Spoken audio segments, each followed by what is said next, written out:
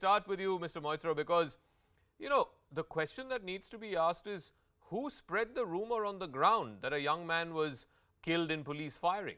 Who is it that tried to confront the CISF and pull off their weapons and snatch their weapons that they had to fire in self-defense? And who, in the run-up to that unfortunate incident in Cooch Behar, was calling the CRPF and the CISF all kinds of names, saying they are the BJP CRPF and I will respect them and so on and so forth. So who started the provocation, sir?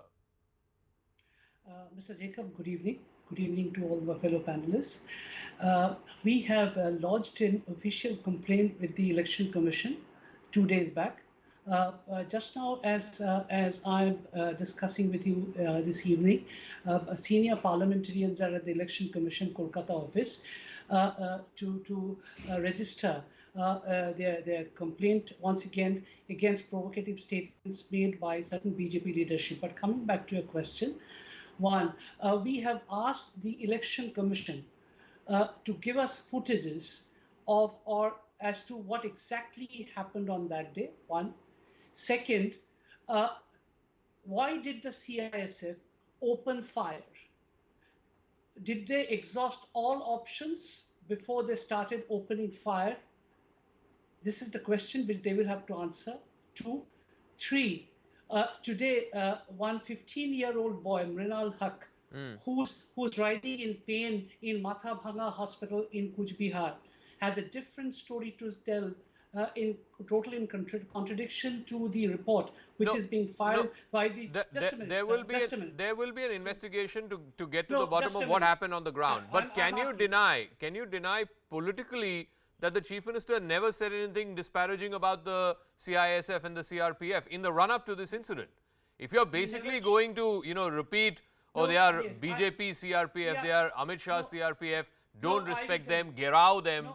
There are umpteen sound bites of the Chief Minister from the campaign trail.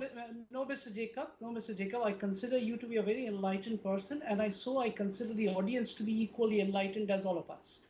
One, if you play the Mamata Banerjee's bites, you'll see that she has said umpteen number of times that she has all respect for the central forces. She herself has been a 7 times MP, a 2 times Chief Minister, and she has all respect for institutions and the central forces.